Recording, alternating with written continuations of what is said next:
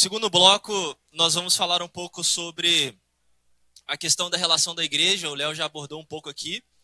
E você, por favor, anote a sua pergunta, tá bom? Coloque a sua pergunta aí no papel. Ao final nós vamos responder. Teremos aí mais 1 hora de palestra, que é o segundo bloco, dentro da nossa programação. Só quero reforçar que a mesa ela vai ficar ali. Então, após o momento, você não precisa ir embora correndo. Se você quiser voltar ali, se servir mais uma vez, tomar um cafezinho, fique à vontade, tá? Fique à vontade, fique à vontade. Só quero deixar também a observação que o café ali, as 2 garrafas estão sem açúcar, ok? Então, para quem gosta, né, de tomar sem açúcar e é desse clã poderoso, bom demais. Com açúcar ou sem açúcar, Léo? Sem açúcar, o Léo sem açúcar. O Léo é gente boa demais. Muito bom. Aí, você pode servir, tá bom? Vamos orar, agradecendo a Deus de novo e retomando então a temática e a proposta da ideia aqui. Senhor, no nome de Jesus, nós te agradecemos, te louvamos por este momento precioso. Deus, pedimos a tua bênção mais uma vez para a retomada dos estudos e que a tua mão nos capacite, nos oriente e que o Senhor fale conosco mais uma vez. Obrigado pelas introduções, as ideias aqui colocadas no primeiro bloco e que a tua mão, ó Deus, continue sustentando o Léo, dando a ele a sabedoria e inteligência para abordar o tema. Assim oramos no nome de Jesus. Amém. Antes de passar a palavra ao Léo, eu só gostaria de fazer um momento aqui rapidinho. Igreja Presbiteriana do Brasil, de Paraíba, por favor, fique de pé. Só para a gente interagir e conhecer, ok? Para os irmãos conhecerem aqui, muito bom. Perfeito, todo mundo que está em pé pode sentar, obrigado.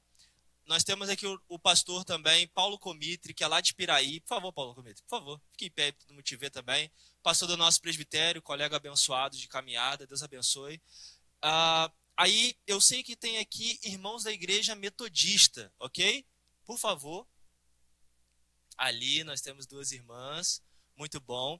Nós temos a irmã também da Sal e Luz, onde está? Aqui, perfeito. Temos irmãos da casa de oração, onde estão? Perfeito, Deus abençoe. Mais alguma igreja, as irmãs? Glória a Deus, Assembleia de Deus, vamos lá. Fiquem em pé, por favor. Muito bom. Então, é só um pouquinho. Nazareno? Quem? Opa, muito bom. Desculpa. Nazareno. Mais alguma denominação aqui? Presente? As irmãs? Vocês mesmos? Isso. Que legal. Nenhuma igreja? Sim. Encontraram a igreja então, beleza? Paraíba do Sul é a igreja de vocês, ok? Muito bom. Só para quebrar o gelo, viu? Mas fiquem à vontade, sintam bem o nosso meio. É só para a gente entender um pouquinho quem está conosco aqui hoje. E eu estou falando isso por quê? Porque amanhã, né, se na sua igreja não há a escola bíblica dominical às 9 horas, nós teremos mais um bloco com o pastor Leonardo Veríssimo, que vai falar sobre a igreja em si. Então, como a igreja pode tratar o tema de uma forma mais profunda. Então, é por isso que eu estou fazendo aqui este momento, te convidando também para o momento da Escola Bíblica Dominical aqui na igreja às 9 horas. Então, sem mais, Léo.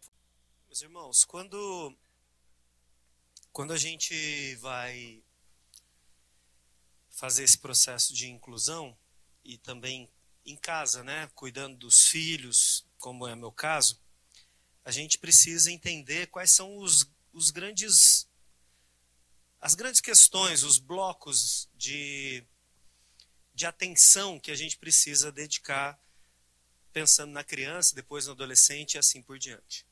Eu coloquei 5 deles porque eles vão cobrir a maior parte dos transtornos que a gente tem com mais frequência, que é o autismo, TDAH, os transtornos de aprendizagem, o TOD, e também uma outra condição que não é transtorno, mas são as altas habilidades, que muitas vezes é a parte mais difícil de entender, porque a gente acha que quem tem uma inteligência superior, ela dá conta de fazer as coisas sozinho. Não é bem assim. Se der tempo, eu explico um pouquinho como que isso funciona. Então, pensando nesses blocos aqui, eu tentei reduzir bastante o que se pode falar sobre eles, e aí eu vou pontuar o que é e o que a gente pode fazer para ter um resultado maior com essas pessoas nessa condição. Então a gente começa com a inteligência, e inteligência é um aspecto psicológico bastante difícil de definir. Parece muito simples, mas se cada um de nós aqui fosse definir o que é inteligência, a gente teria muitas definições. Uma dessas definições é o que ficou conhecido como coeficiente de inteligência, ou QI. O QI é uma medida universal de inteligência, onde a média é 100. No Brasil, a maior parte das pessoas está um pouco abaixo da média, que fica ali em torno de 85, 90. Né? Quando a gente tem alguém com abaixo de 70 pontos, a gente tem alguém com deficiência intelectual. O nome mudou, agora é transtorno do desenvolvimento intelectual, mas a gente continua falando deficiência intelectual. Quando tem acima de 130 pontos, a gente considera que tem altas habilidades, mas isso também é muito variado. E aí a gente tem outros tipos de leituras do que é inteligência. Então, por exemplo, se você pegar pegasse o Pelé e julgasse o Pelé pela capacidade de tocar piano, é provável que você ia falar, ele é... Não sei que palavra que a gente poderia usar. Não vou falar as coisas aqui. Agora, se a gente coloca ele para jogar bola, aí você fala, olha como que esse cara tem uma capacidade corporal, o nome é corporal sinestésica, muito grande. Por outro lado, se a gente pegar, fazer essa inversão, né? Pega um músico e coloca ele para jogar futebol, talvez dê errado, e aí quando ele vai para a música, aí você fala, nossa, ele é extraordinário. Então a gente vai ter inteligências, né? No sentido aqui do plural, né? Várias possibilidades. O que eu quero mostrar para você é que a gente tem, todos temos, independente do nível de inteligência que a pessoa tem, a gente tem duas inteligências. Uma é a chamada inteligência fluida e a outra é a inteligência chamada cristalizada. De uma forma muito simples, inteligência fluida é a inteligência prática. É você olhar naquela porta e falar, eu consigo passar. Se eu estivesse carregando um negócio aqui, um banco desse, olhar ali e falar, esse banco não vai dar para passar assim, eu tenho que virar de lado aqui para poder passar o banco. É a inteligência que a criança tem desde sempre. Então, quando a gente dá lá um brinquedo para a criança que tem cores e ela associa uma cor com a outra, uma forma com a outra, e é claro que ela vai desenvolvendo isso, essa é a inteligência fluida. É a criança que está correndo e olha no corredor e sabe que ela consegue passar. Inteligência fluida. Tem gente que com 40 anos não sabe fazer uma baliza de carro, porque já é uma questão de inteligência cristalizada, mas ainda usa um pouco dessa inteligência prática, que é olhar e falar, isso aqui cabe, isso aqui dá certo, a sequência das coisas é essa daqui e assim por diante, inteligência fluida. E, por outro lado, a gente tem a inteligência cristalizada, que é correspondente à capacidade de aumentar conhecimento. Então, por exemplo, a nossa linguagem. Quando a gente começa a aprender a falar, a gente vai juntando letras, sílabas, depois palavras e depois frases, e a gente vai fazendo isso até que a gente consegue ler um livro, por exemplo. Se a gente falar de um acréscimo ainda dessa inteligência cristalizada, a gente podia falar de outras línguas.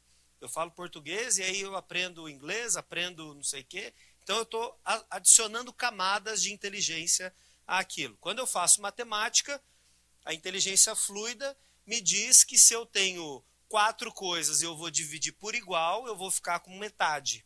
Eu não sei se a metade é 2, é 2,5, mas eu vou fazer, olhando ali, eu vou dar um tanto para você e vou ficar com um tanto para mim. Inteligência cristalizada na matemática, eu faço porcentagem, eu faço conta, eu faço equação e aí assim por diante. Deu para entender? 2 conceitos, inteligência fluida e inteligência cristalizada. Por que é importante isso para nós? Porque mesmo uma pessoa com deficiência intelectual tem inteligência fluida. E a inteligência fluida, nesse primeiro aqui você vai ver que quando a gente chega mais ou menos com 15, 20 anos, a inteligência que predominava, que era a fluida, ela começa a diminuir enquanto que a inteligência cristalizada começa a ter prioridade. É mais ou menos nessa época que a gente para de desenhar, compor,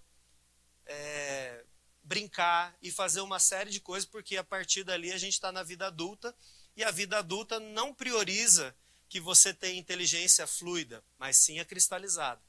Faça as coisas como deve ser e pronto, e acabou. Aí o que acontece quando a pessoa tem a chance de se aposentar e ainda tem vigor para fazer as coisas? Ela volta a fazer as coisas que ela fazia quando criança. Construía, pintava, fazia uma composição, música e tal, porque a gente tem uma necessidade dessas duas inteligências. Esse aqui é um segundo conceito que eu queria trazer para você, então. Agora, o ponto que eu preciso que você entenda é o seguinte: como que a gente aprende para ter inteligência cristalizada? Para ter inteligência cristalizada, a gente aprende no modelo de receber informações. Essa informação ela pode ser através de uma aula, através de um livro, através de um processo de ensino. Vamos pensar numa capacidade técnica, alguém vai lá e vai me mostrar, por exemplo, uma máquina e vai me dizer como eu tenho que fazer aquela máquina funcionar. Agora, como que a gente aprende com a experiência, com a inteligência fluida? A gente aprende através da experiência. Então, vou resumir o que eu falei até aqui. A gente nasce com a inteligência fluida e ela diminui, ou a gente para de usar depois dos 20 anos. Diminui o quanto a gente usa. Ela é aprendida através da experiência, das sensações. A inteligência cristalizada, a gente vai adquirindo desde o primeiro dia, mas ela é menor, até que ela fica maior, porque é o que, para ganhar dinheiro, a gente precisa. Então, eu preciso ter linguagem, preciso ter matemática e assim por diante.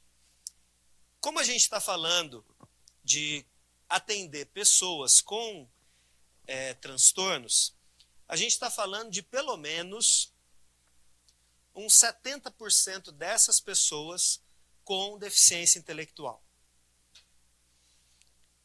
Depois a gente vai ter talvez uns 5% dessas pessoas com altas habilidades, e o meio do caminho ali são as pessoas que têm uma inteligência dentro da média.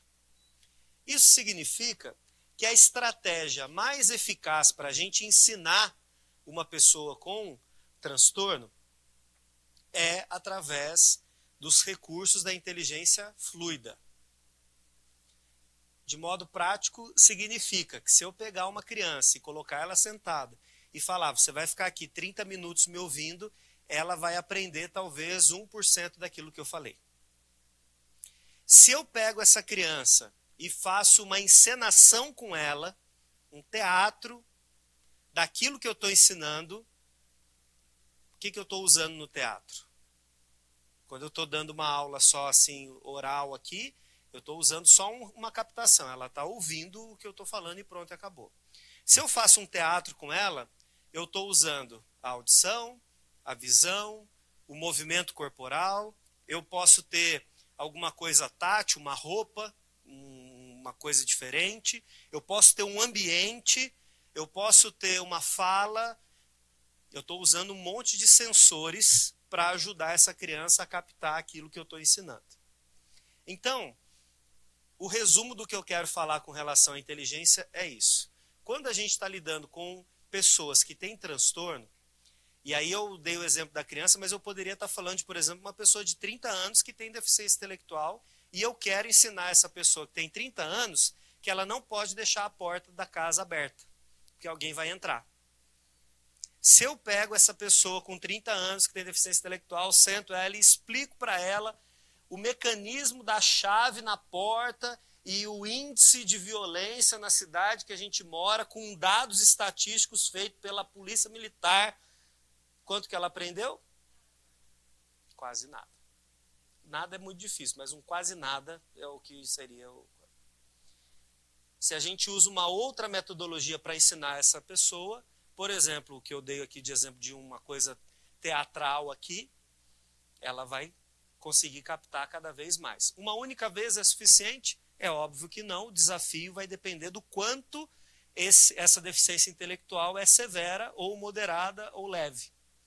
Mas o que a gente sabe com certeza é que para ensinar uma pessoa que tem esse déficit, o mais plausível é que a gente use mais recursos sensoriais do que simplesmente o auditivo, tá?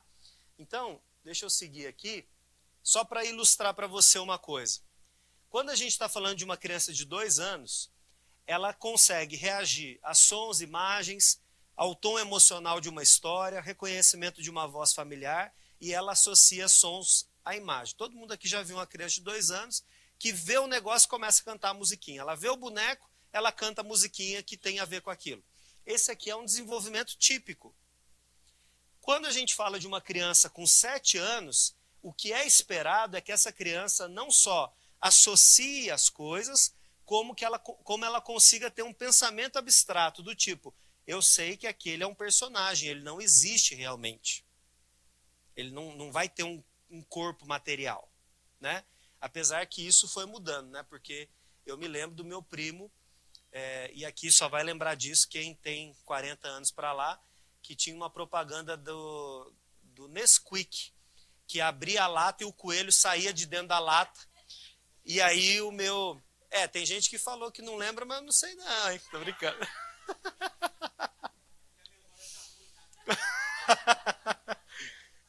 E o meu primo fez a minha tia comprar o bendito do Nesquik e abriu e ficou esperando o coelho. E o coelho não saiu. E aí ele ficou chateado, né? Mas a gente espera que uma criança de 7 anos tenha pensamento abstrato, entendimento de personagens simbólicos e assim por diante. Esse é o desenvolvimento típico. A partir dos 8 anos, isso aqui vai cada vez ampliando mais até o ponto de a gente, como adolescente, conseguir compor uma música pensando poeticamente na pessoa e não falando o nome da pessoa, mas usando características, e assim a gente vai cada vez elaborando mais isso. Agora, aquele documento que eu falei, que se Deus quiser vai sair, vai ajudar a gente a preencher os dados dessa criança e saber se a criança que tem 5 anos está dentro do que é esperado para uma criança de 5 anos, ou se ela tem uma idade equivalente a 12 anos ou equivalente a 2 anos. Então, isso vai ajudar a gente a montar essa aula, por exemplo, uma aula de escola dominical, mais estruturada para isso. O importante é que a gente tem isso aqui, irmãos e irmãs, como chama? Na caderneta da criança. Toda criança que nasce já tem um tempão, ela recebe uma caderneta que é dado para vacinação e tudo mais, e lá tem os marcos de desenvolvimento. Então não é uma coisa assim, mas eu não sei o que é. Isso aqui é disponível, a gente só precisa conhecer para conseguir trabalhar. Então, a capacidade intelectual de uma criança de 2 anos é reconhecer as coisas. A capacidade intelectual de uma criança de 7 anos é ter um pensamento abstrato. Tá? Aí, o que a gente pode fazer para ensinar essa criança? Primeiro, a gente vai ter que avaliar as competências e as habilidades dessa criança na prática. Então, não adianta alguém falar assim, mas ele tem deficiência intelectual, e você assumir que essa deficiência intelectual ela é para tudo. Não é. Talvez é para uma coisa específica. Eu vou dar um exemplo disso. Eu recebi um paciente que ele teve paralisia cerebral. E aí ele tem outras complicações, mas chega lá o relatório dele para mim, dizendo que ele tem um QI de 50, ou seja, bem abaixo do que já era baixo. E aí, a impressão que a gente tem é que é uma pessoa que vai ter dificuldade em absolutamente tudo. O que acontece? No dia que eu recebi o relatório, eu não vi o menino. Ele veio no outro dia. Quando ele chega, a porta da minha sala está aberta e a recepção fica assim. Ele entra, na verdade eu estou com a porta aberta e eu começo a ouvir. Entra alguém, fala um bom dia, assim, mas um bom dia de verdade, não aquele bom dia que a gente dá por obrigação. Cumprimentou todo mundo e falando, e aí a secretária falou se ele queria alguma coisa, ele falou que não, que estava satisfeito, que já tinha almoçado, que não sei o quê. E aí apareceu um negócio na televisão, ele já comentou o negócio da televisão, e assim, radiante ali na sala. Aí eu chego lá, ele levanta lá do outro lado e fala, você só pode ser o Leonardo. E já veio na minha direção, tem uma dificuldade na mão direita, ele já me deu a esquerda sem nenhum problema, me cumprimentou, estava ansioso para vir aqui, e onde que eu sento e tal. Eu fiquei assim, cadê o menino do QI de 50? Esse menino não corresponde. E aí sentou, conversou, falou, a habilidade social dele 200, a minha 5. Fantástico menino. E eu falei, gente, esse negócio está errado, alguém deve ter colocado isso aqui errado, eu vou fazer uma avaliação de novo com esse menino. Aí, no próximo dia que ele voltou, eu fiz um teste que tem a ver com essa inteligência fluida, essa organização de contexto social. De 10, ele acertou 9. Falei, tá vendo? Esse menino tá errado esse negócio, isso aqui não é assim. Vou provar que não é isso. Na outra semana ele volta, eu faço um teste de inteligência mesmo com ele. Ele acertou uma de 10. Ou seja, ele realmente tem o déficit. Só que a pergunta é, ele tem déficit no quê? Um menino desse, por exemplo, na igreja, se a gente julgar ele pela capacidade de decorar versículo, ele não serve. Agora, se você pega esse menino para colocar ele, por exemplo, como um diácono na recepção da igreja, o culto vai ser muito mais alegre por conta dele. Porque ele realmente gosta das pessoas, cumprimenta as pessoas com vontade, ele é alegre de verdade, ele gosta das pessoas de verdade. Então a questão é avaliar a capacidade em loco. O que ele pode fazer, o que ele não pode fazer. E aí, dentro desse aspecto da inteligência, a gente precisa fazer esse tipo de avaliação e saber se essa criança tem um déficit mesmo ou um superávit. O déficit dela pode ser, por exemplo, em escrever. Ela ainda não aprende. Era esperado que com 8 anos ela soubesse escrever e ela ainda não escreve. Na prática, o que vai acontecer? Se você der uma lição lá na escola dominical ou em casa, e é para essa criança que ela tenha que preencher as coisas, ela vai se sentir muito mal porque ela não tem a habilidade ainda de fazer isso. Mas isso não significa que ela não consiga, por exemplo, fazer um quebra-cabeça, fazer um jogo em que você pergunta, ela responde, e você escreve, e assim por diante. O ponto central dessa questão da inteligência que eu quero trazer para você é que, para ensinar essa criança, ou essa pessoa que tem o transtorno, a gente vai ter que fugir do que é óbvio. E quanto mais sensores eu usar para essa criança ou adolescente, mais chance eu tenho que ela aprenda aquilo que eu quero ensinar. Eu quero ensinar a parábola da ovelha perdida para ela. Se eu conto a parábola, ela vai ter muita dificuldade de entender, primeiro porque parábola é uma história. E aí ela vai ter que ter uma abstração que muitas vezes ela não tem. Mas eu posso contar essa história trazendo um pedaço de lã para ela, por exemplo. E ela vai saber o que é uma ovelha. Eu posso trazer elementos da roupa do pastor, da época, e ela vai entender o que é aquilo. Eu posso montar um cenário que ensine essa história para ela, e ela vai captar isso. Agora, se eu uso uma única forma de comunicação, que é a linguagem, eu estou com certeza reduzindo muito a chance dessa criança aprender. E isso vai acontecer na escola regular, isso vai acontecer na igreja, isso vai acontecer em casa. Por exemplo, em casa, eu quero ensinar um valor moral para essa criança. Eu quero ensinar que a gente não deve falar que o menino que caiu o cabelo está com câncer. Porque isso não é adequado falar.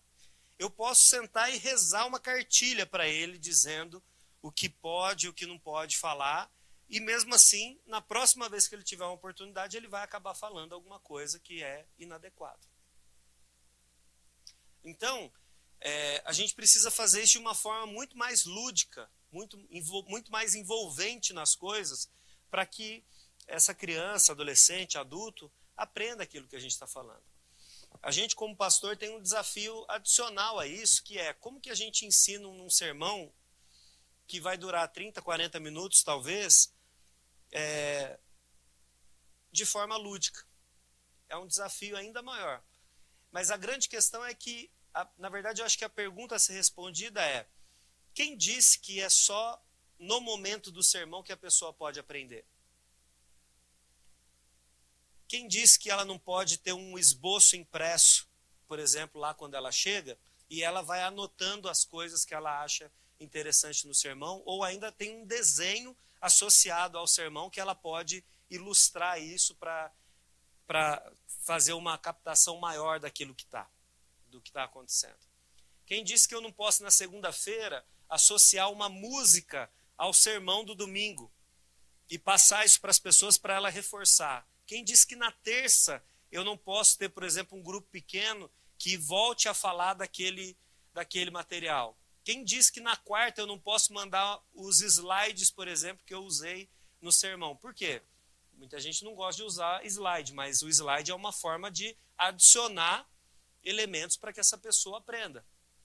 E assim por diante. Então eu posso ter um sermão pregado 7 vezes, cada vez de um jeito, para que isso seja assimilado e para que a pessoa possa aprender. Esperar que a pessoa vai aprender com 30 minutos é realmente esperar demais. Só que eu não diria que isso não tem nem a ver com a deficiência intelectual. Eu diria que isso tem a ver com a nossa época. Porque se 20 anos atrás a gente conseguia prestar atenção durante 25 minutos, hoje a gente consegue durante 5 minutos. Então, um sermão de 40 minutos, a pessoa aprendeu o quê? 15% dele. Então, se eu repito esse sermão 7 vezes na semana, esses 15% vão chegar pelo menos a uns 50, 55. E aí eu tenho que entender que isso também é parte da escola dominical, entende? É parte do meu ensino, porque o ponto, na minha cabeça, e eu não falei isso, talvez seja isso a dificuldade. Por que está passando? Não fui eu que passei não, mas tudo bem. Foi passando sozinho aqui. Até perdi o que eu ia falar. A grande questão que a gente precisa entender é que discipulado não tem a ver com fazer 10 lições, ou aquele livretinho que a cultura cristã, no caso dos presbiterianos, tem. Discipulado é uma coisa de vida na vida. Então a gente vai ensinar o que é moral, o que é religioso, o que é espiritual, o que é pecado ao longo da vida. E aí a gente tem que fazer isso de uma forma muito mais dinâmica. Tá? Um exemplo do que eu estou querendo dizer é, não sei se vocês conhecem esse Instagram aqui, chama Bíblia Brother Yard.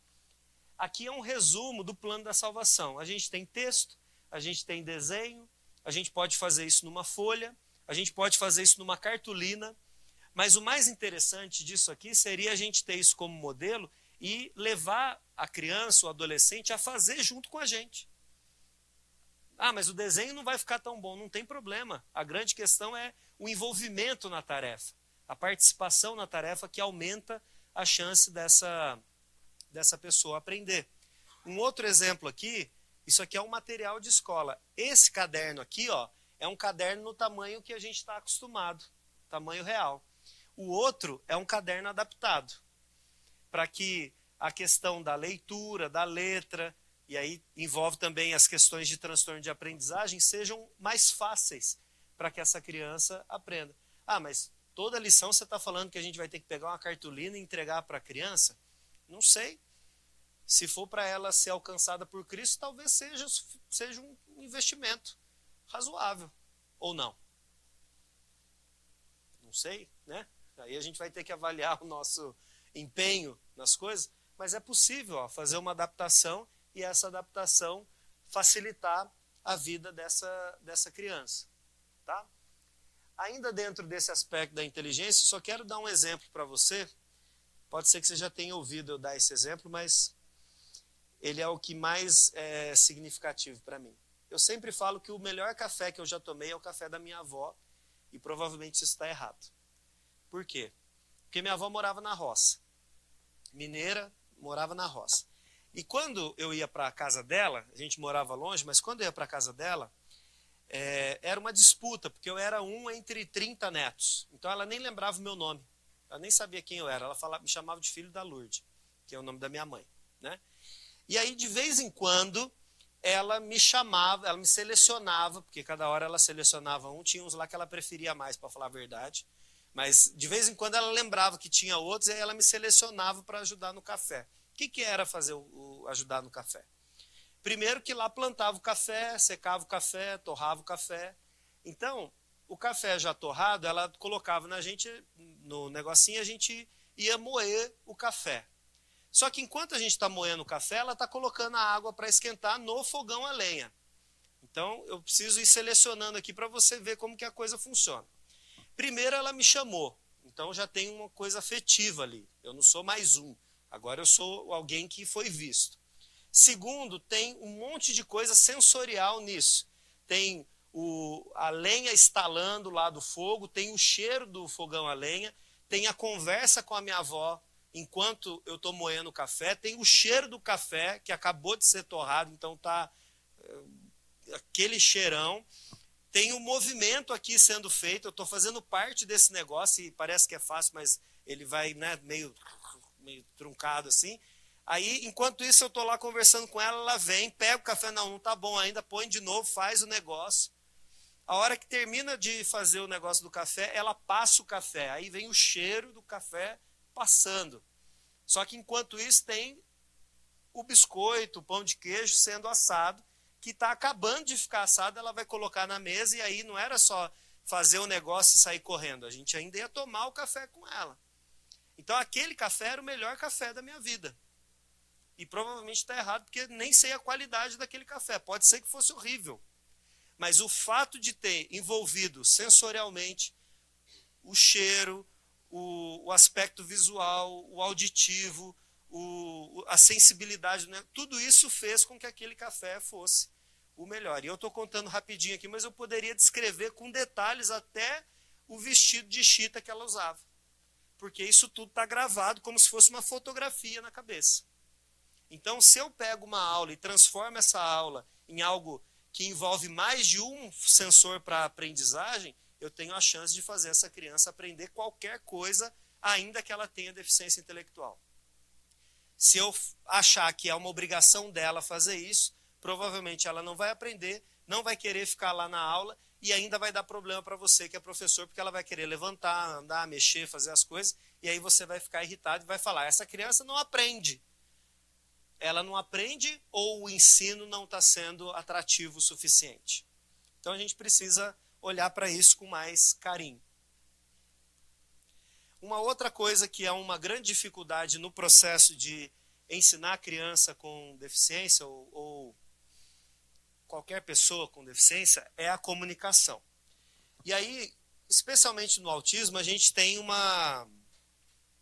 um campo bastante vasto, porque a gente pode ter um autista com nível 1 de suporte que é verbal, ou seja, ele fala e ele entende o que você fala.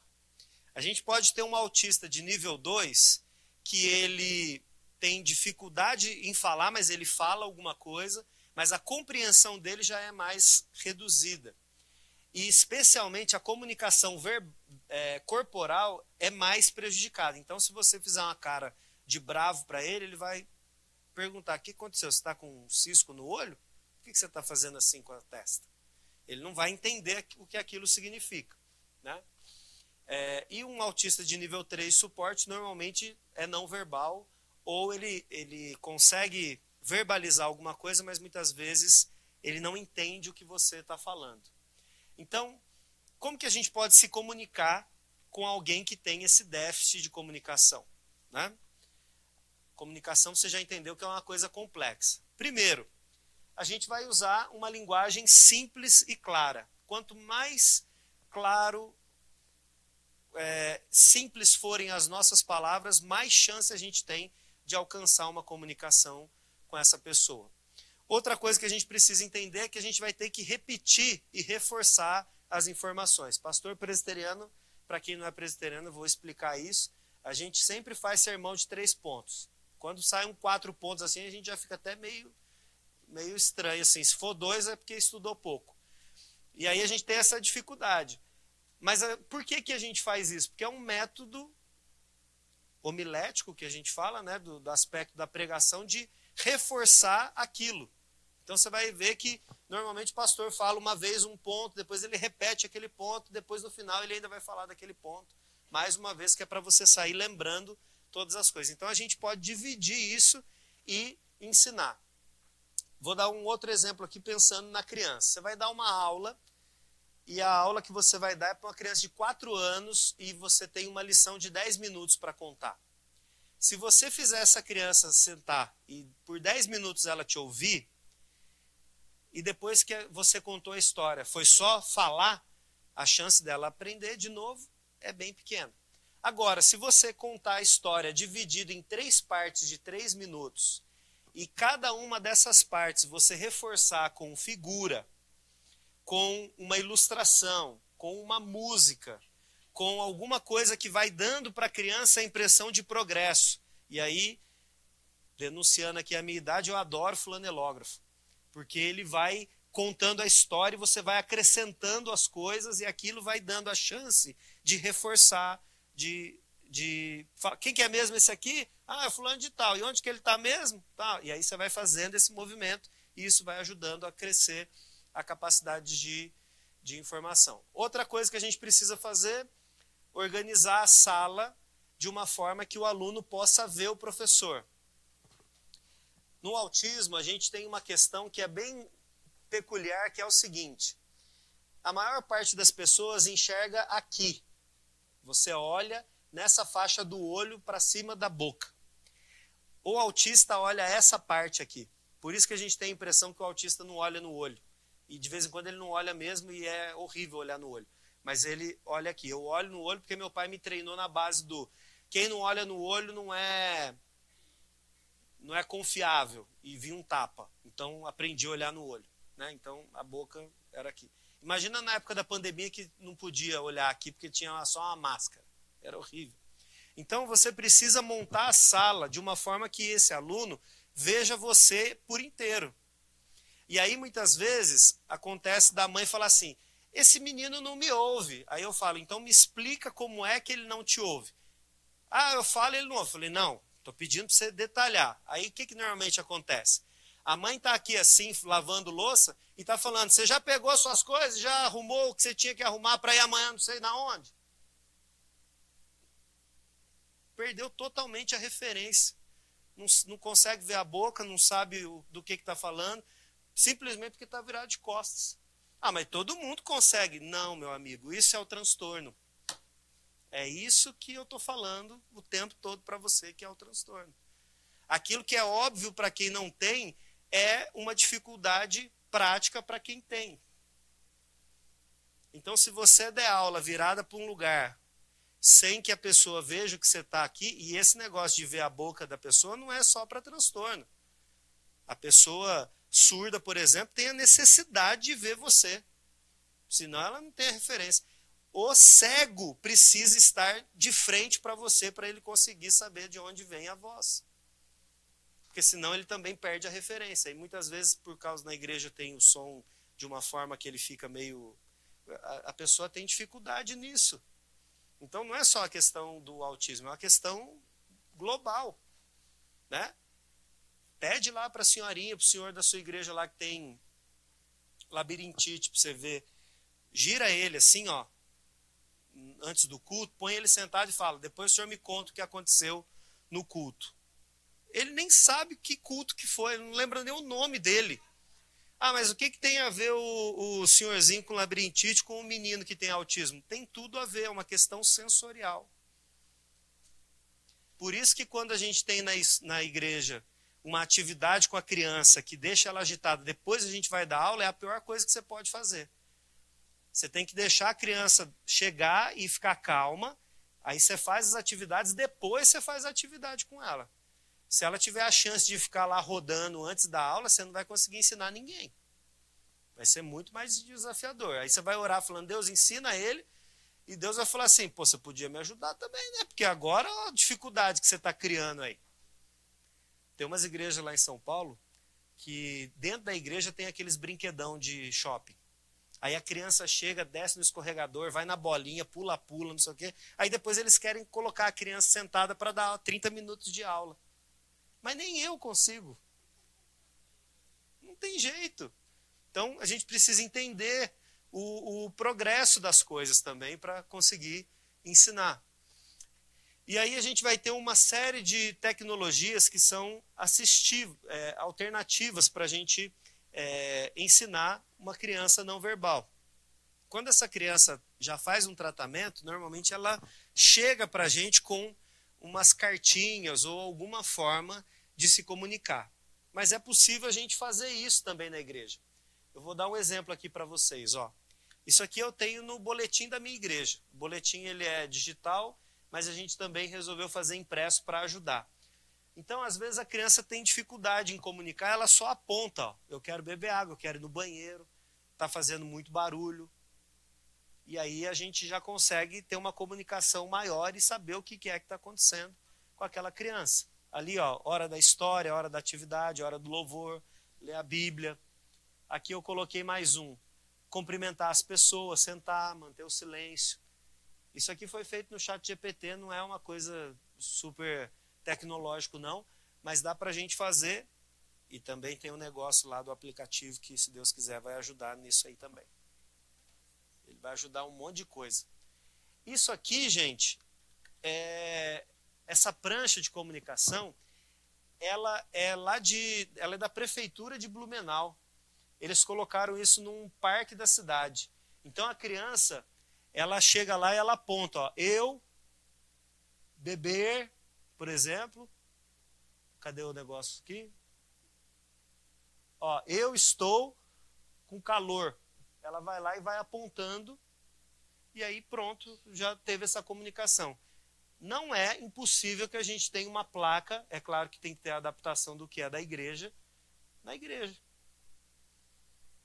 E aí, mesmo se você nunca lidou com uma criança que tem algum transtorno, se ela aponta para você ali o que ela está querendo, você consegue levar ela para onde ela tem que ir. Mesmo que fosse, me leva meu pai, pronto, você já sabe o que é. Facilita essa forma de se comunicar. Tudo bem? Outra coisa que a gente tem como desafio é o que a gente chama de memória de trabalho. A memória de trabalho é a nossa capacidade de ouvir as coisas, captar essas informações e dar uma resposta adequada para aquilo. Então, eu estou falando aqui e, sei lá, a minha frase tem 20 palavras. Você ouviu todas as palavras, carregou essas palavras, deu significado para elas e, de alguma forma, você guardou essas palavras e fez o entendimento dela. Especialmente as pessoas que têm TDAH têm dificuldade com isso. Essa informação ela é recebida como que faltando partes. Então, imagina não, talvez você conheça alguém que sai para ir ao supermercado e ela tem que comprar macarrão, molho de tomate e carne moída. E aí ela vai no supermercado, ela traz bala, Coca-Cola e amaciante. Aí você fala, mas o que aconteceu que você foi no mercado para trazer as coisas e esqueceu? É a memória de trabalho que tem a dificuldade. Ou então ela traz o macarrão, a carne moída, mas não traz o molho. É esse aspecto da memória que tem essa dificuldade. A gente pode fazer, inclusive, um testezinho aqui para ver como que está a sua memória.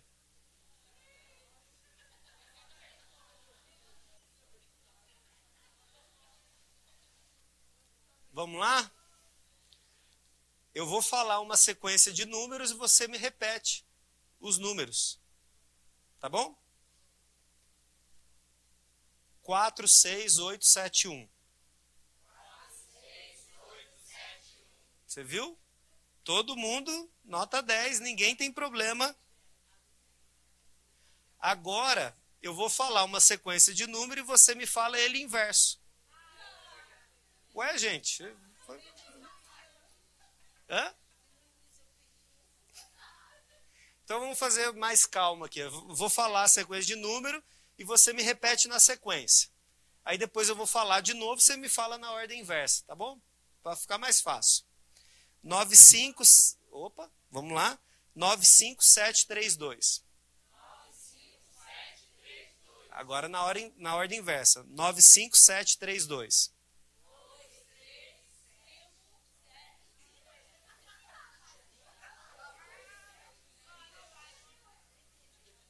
Tem alguém assim que pegou e fala, eu posso falar a sequência Aí, viu? Tem alguém aqui com, com a memória funcionando. Oi? Foi jovem. Parece uma brincadeira, mas essa questão é exatamente o processo mental que acontece. Eu ouço as informações, eu tenho que carregar essas informações na cabeça. E aí eu vou ter que, imagina que eu recebi elas assim, eu tenho que inverter os números para responder. Esse processo é um processo que, para a maior parte das pessoas, funciona naturalmente. Para a pessoa que tem o TDAH, isso não funciona. Então eu estou contando a história do Davi, que pegou a pedra e matou o Golias, só que na sala de aula que eu estou dando essa história, tem a Arca de Noé aqui do lado, tem a sarça aqui, e tem mais um monte de coisa nas paredes, porque normalmente sala de criança tem um monte de coisa colada na parede. E aí quando você pede para essa criança responder, ela fala que o Noé pegou a arca do Davi e matou o gigante Moisés. Porque ela mistura as informações. Então, qual que é uma estratégia boa para a gente ajudar nessa questão da memória de trabalho? É a gente deixar uma das paredes limpa na sala de aula, com uma cor neutra. Então, embora tudo aqui possa ficar cheio de estímulos, essa parte onde eu vou ficar de costas para dar aula, porque eu já falei que eu preciso que o aluno veja como que eu estou dando aula, que isso não tenha essas interferências. A minha aula tem que ser mais interessante do que a sala que eu uso para dar aula, porque senão isso não vai dar certo. E isso acontece na sala regular de escola também, e isso também vai acontecer quando você estiver tentando dar uma instrução para o seu filho lá na sua casa, sentado no sofá com a televisão ligada. Ele não vai ouvir o que você está falando, e não é porque ele é displicente. É porque enquanto ele está te ouvindo aqui, ele está falando, trancar a porta. Aí ele está ouvindo lá, não sei o que passou na televisão, ele junta as informações. E muitas vezes a gente lida, especialmente com a pessoa que tem o TDAH, dando muita risada, assim, achando que é engraçado, mas não é engraçado. Se a gente pega alguns outros dados com relação a isso aqui, a gente vai ver que as pessoas que têm TDAH, elas estudam menos do que outras, porque elas desistem com mais facilidade. É mais difícil. Eu estou na sala de aula ouvindo o professor, ao mesmo tempo tem gente jogando bola lá na rua, ou lá na quadra, e tem um menino aqui atrás batendo o lápis na cadeira, e um monte de coisa acontecendo, e isso tudo fica tumultuado. Então a gente precisa entender isso. Então, dividir e fazer repetições, listas de tarefa visual é importante. Seria importante que a gente desse previsibilidade para essa criança, adolescente, adulto, do quanto de tempo que a gente ainda vai ficar junto. Eu gosto muito da coisa visual, então a ampulheta para mim é o melhor dos desenhos, das estratégias. Que você vira lá o negócio e fala, a hora que acabar isso aqui, a gente acabou a aula. Só que aí você tem que acabar a aula mesmo, na hora. Porque senão vai gerar uma outra coisa. Mas você dá previsibilidade, você pode pegar um relógio, esses relógios mais baratos, assim, de R$ 1,99, que não é mais R$ 1,99, e você faz colorido lá, pinta assim a cor da história, da brincadeira, da hora de chegar e da hora de sair, e o relógio vai passando, ele vai olhar e vai falar, agora está na hora disso, agora está na hora daquilo, ele vai ter previsibilidade para isso. Outra coisa que a gente pode fazer é como se fosse um negócio em que a gente vai colando assim à medida que o tempo que a gente está vai acabando. E a gente pode, inclusive, chamar essa criança para fazer isso junto com a gente. O pior de todos nesse período aqui é o adolescente, porque ele tem a impaciência, e aí isso, quando a gente usa esse tipo de processo, a gente consegue ganhar mais agilidade para ensinar e para manter, né, ele envolvido com a gente. Eu gosto muito da ideia da gente ter liturgia nas coisas, né? A igreja, nesse sentido, ela me ajudou muito, porque a igreja que eu comecei aí, ela tinha uma liturgia muito fixa. Então, todo culto eu sabia o que ia acontecer, e isso já me dava uma previsibilidade, me deixava tão tranquilo. O duro é quando ia algum pastor convidado, aí quebrava o negócio, né? Mas quando era o o domingo, assim, era muito tranquilo, porque sabia o que cada coisa, o que ia acontecer.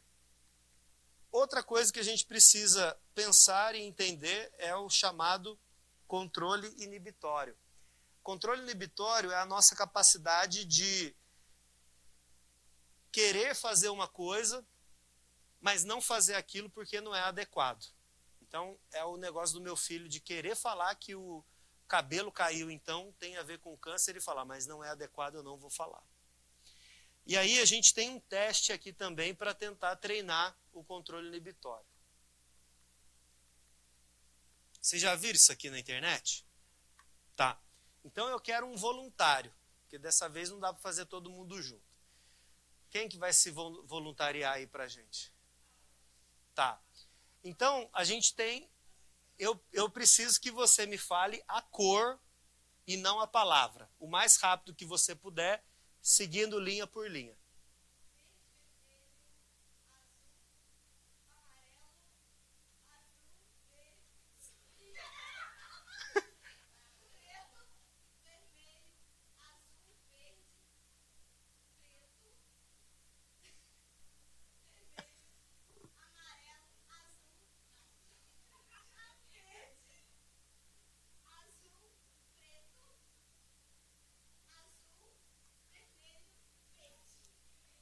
Obrigado. Uma salva de palmas ali, gente. Hã? Aonde, marrom? Aqui? Não, é preto.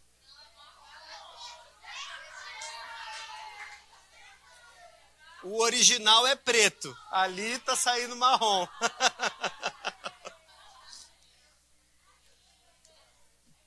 Vocês entenderam o processo? Eu olho, eu sei que eu tenho que fazer uma coisa, mas eu tenho um automático funcionando, né? Aqui a gente vai ter gente que vai ter dificuldade em falar a cor e não a palavra, e vai ter gente que vai ter dificuldade em falar a palavra e não a cor. Mas independente disso, é só uma ilustração para dizer o que é o controle inibitório. Então, qual que é o problema dos transtornos que têm dificuldade no controle inibitório? A pessoa ela não consegue segurar de não falar amarelo, por exemplo, ali na frente. Ela vai começar e ela não vai conseguir segurar isso. Então, é claro que essa questão ela tem um treino clínico assim para ser feito. Não é simplesmente falar é força de vontade. Não é bem isso. Tem um treino clínico para fazer, mas na igreja a gente pode possibilitar que esse treino aconteça em situações reais. Então, é claro que tem que ter um aumento de intimidade com a pessoa, mas se ela vai lá e fala alguma coisa inadequada, a gente pode ali mesmo chamar a pessoa e falar, é melhor você falar de uma outra forma, porque o jeito que você falou está parecendo grosseiro. Ou então está parecendo que você quer dizer isso. E aí ali a gente dá a chance da pessoa corrigir aquele comportamento. Eu coloquei aqui algumas dicas.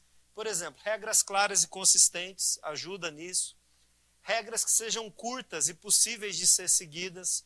Então, eu chego lá para um monte de adolescente de 13 anos e falo, o negócio é o seguinte, eu vou dar 1 hora de aula, vocês não vão dar nenhum pio. Não é razoável. Não é razoável. Não é nem da forma que eles vão aprender a melhor dinâmica fazer isso. Então, é muito mais interessante que eu crie uma roda de conversa e faça isso acontecer de uma forma mais dinâmica. Lembra que a inteligência até os 20 anos é a prática que está funcionando mais. Então, quanto mais desafios nesse sentido eu der, mais chance eu tenho de que esse adolescente aprenda. Usar paradas estratégicas, então eu posso dar uma aula e na metade do caminho parar a aula, literalmente, e ou a gente toma água, ou a gente levanta, faz uma atividade e aí volta e conclui aquilo. No culto sempre é mais difícil isso, mas de certa forma a nossa liturgia ela ajuda a gente a fazer isso, porque você chega, ora, depois você fica em pé, depois lê um texto, depois senta, depois canta, e aí a gente consegue fazer essa dinâmica funcionar um pouco melhor. principalmente para crianças que têm transtorno, seria importante a gente avisar para os pais, e esses pais, junto conosco, né, instruindo as crianças, para que elas saibam o que vai acontecer no final de semana. Então, eu não sei como que é a igreja de vocês, mas lá em São Paulo a gente tem a dificuldade de ter um professor que dê aula todas as semanas. E aí cada semana é um professor. Essa criança chega, cada vez que ela chega, ela tem uma novidade, ela não sabe quem que vai dar aula para ela. Então, o que a gente poderia fazer? Já que não tem como o professor dar aula toda semana, se é que esse é o ponto, na segunda-feira, na terça-feira, o professor que vai dar a aula no domingo grava um vídeo de 30 segundos e manda, fulano de tal, eu vou dar aula para você no final de semana, estou te esperando, a gente vai falar sobre tal coisa. Pronto. Essa família vai expondo isso para a criança, quando ela chega aqui ela já sabe o que é, quem é, isso já está com uma dificuldade menor para lidar com as coisas. Esse semáforo de atitudes seria a gente ter um combinado com quem a gente está ensinando de comportamentos que não são aceitos, os vermelhos, o comportamento que é possível, que é o amarelo, e o comportamento liberado, que seria o verde. Então, a gente pode pontuar isso e a sala também vai ajudando isso. Então, professor, o Leonardo está com um comportamento vermelho. Já vai ajudando a conduzir as coisas, né? Aqui o que eu já falei, né? A sala de aula não pode ser mais estimulante do que a própria aula. Se a aula for menos estimulante, você vai ter dificuldade para ensinar essa criança. Flexibilidade cognitiva também está relacionado com o TDAH e com o autismo. O contrário da flexibilidade é a rigidez cognitiva. E qual que é o problema da rigidez? É que quando a gente põe uma coisa na cabeça, a gente é pior do que burro empacado. A gente não muda de opinião. Aquilo é muito difícil de ser trocado. Então, dependendo da criança, da pessoa que a gente está falando, se você está acostumado a fazer um caminho para ir para um determinado lugar e aquela rua está interditada por alguma obra e você não pode passar por aquela rua, essa criança já tem uma desregulação emocional. Eu tive um paciente que ele já tinha 39 anos e ele sempre parava o carro na mesma vaga onde ele morava e na mesma vaga onde ele trabalhava. E acontecia raramente de alguém não saber que aquela vaga era dele, porque na verdade a vaga não era dele, ele que escolheu. E aí ele simplesmente não conseguia trabalhar porque o carro dele estava parado na vaga errada. E ele ficava olhando lá do prédio, a hora que a vaga saía, ele ia lá e trocava. Aí ele falou, agora eu posso trabalhar. Aí você fala, mas é um exagero. Exatamente, isso é transtorno. Senão ele podia fazer as coisas do jeito que ele quisesse. Né? Então, a flexibilidade é uma coisa que a gente vai precisar lidar. E aí o exemplo que eu dei do professor trocando dificulta isso aqui. Né?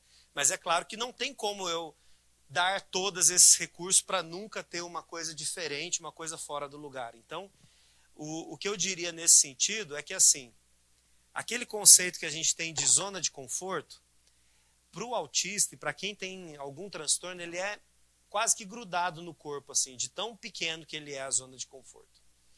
E a gente tem que, de algum jeito, fazer essa zona de conforto abrir. Se a gente for lá e esticar muito, ela vai estourar, isso vai virar uma crise, vai ficar pior do que o que deveria. Mas a gente tem que ir fazendo à medida... Obrigado, meu irmão. A gente tem que ir fazendo à medida que a gente pode, esticando isso. Então, às vezes, a gente tem uma questão assim.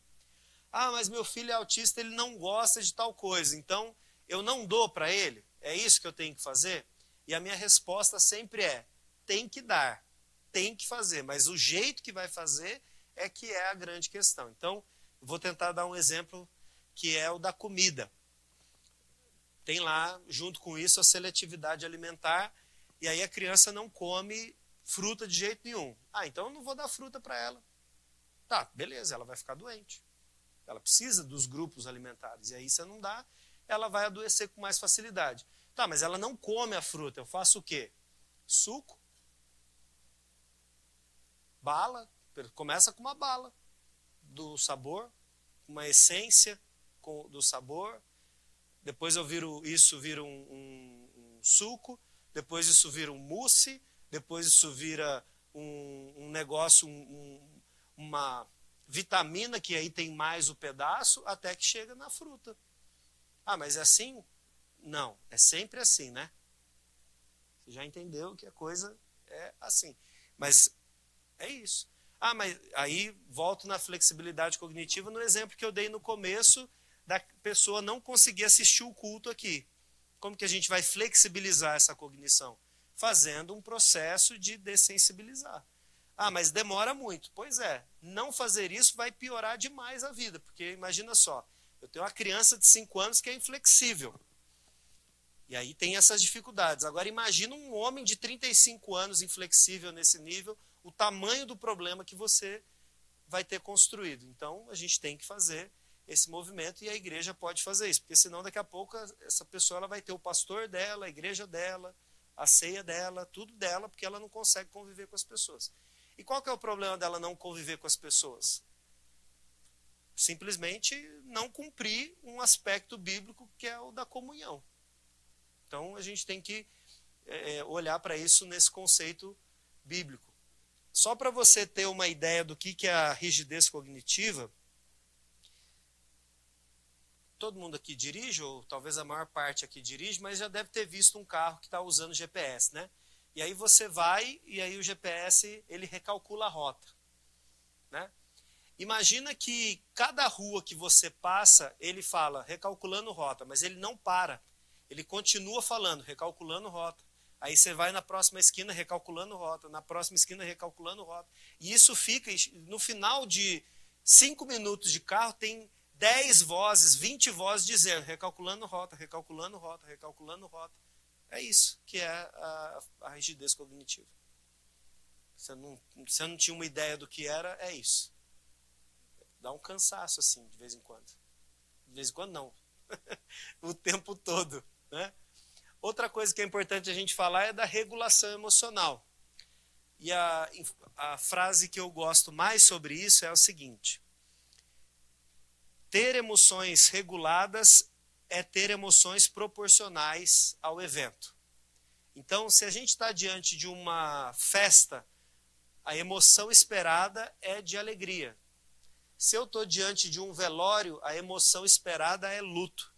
Se eu estou diante de alguém que me ofendeu, a emoção esperada é raiva. E assim por diante. E aí na igreja a gente tem uma dificuldade grande com esse negócio de emoção, porque a gente tem até uma música que falava assim, eu não lembro a música direito, mas vocês vão lembrar. O coração do menino e da menina que tem Jesus é diferente. Me ajuda aí, ele não é o quê? Triste, assustado, zangado, aborrecido ou assustado. Mas é feliz e sorridente. Onde que na Bíblia está que a gente vai ser de Jesus e vai ser sempre feliz e sorridente?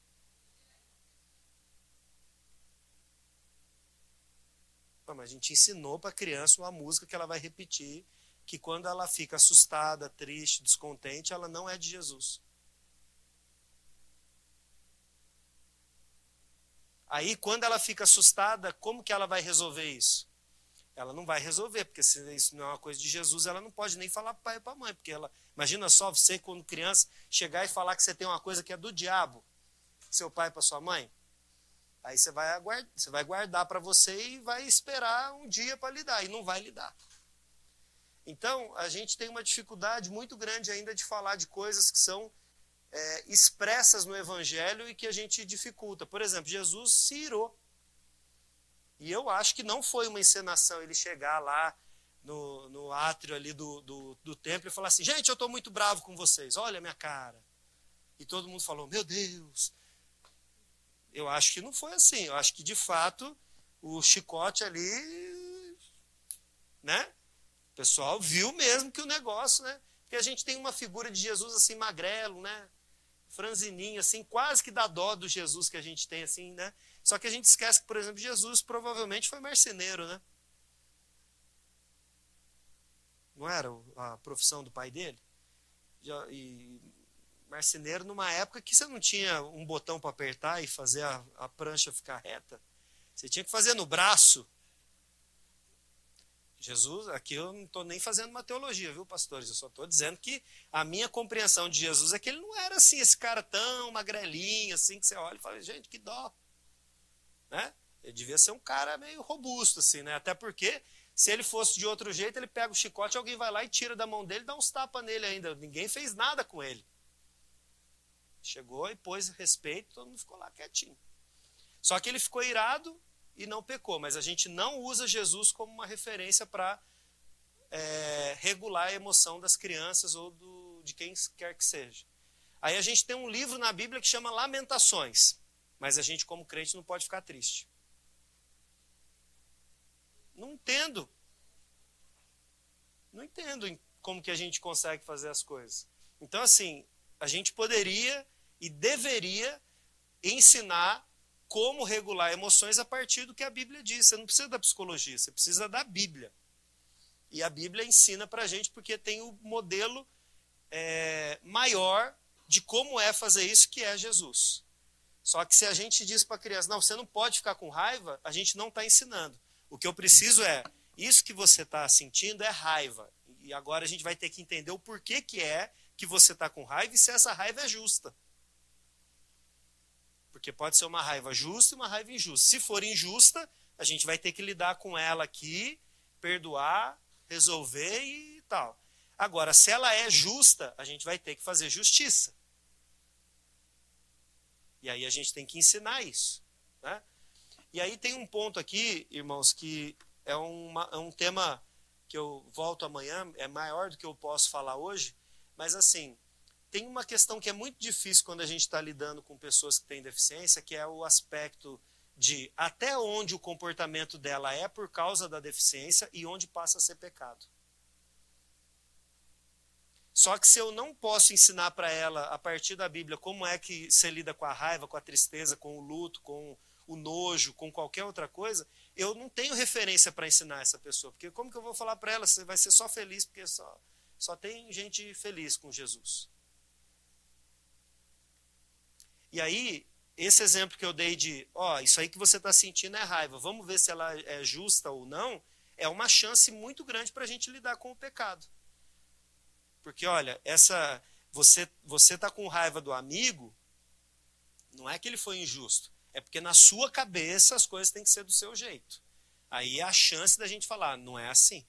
A gente vive em sociedade, cada um tem a sua chance, esse daqui é o direito dele, esse aqui é o seu direito, e a gente, inclusive, tem que servir as pessoas. Agora, não, ele roubou o seu brinquedo, tá? Então aí devolve o brinquedo, pede perdão, e aí a gente tem a chance de ensinar, entende o que eu estou querendo dizer?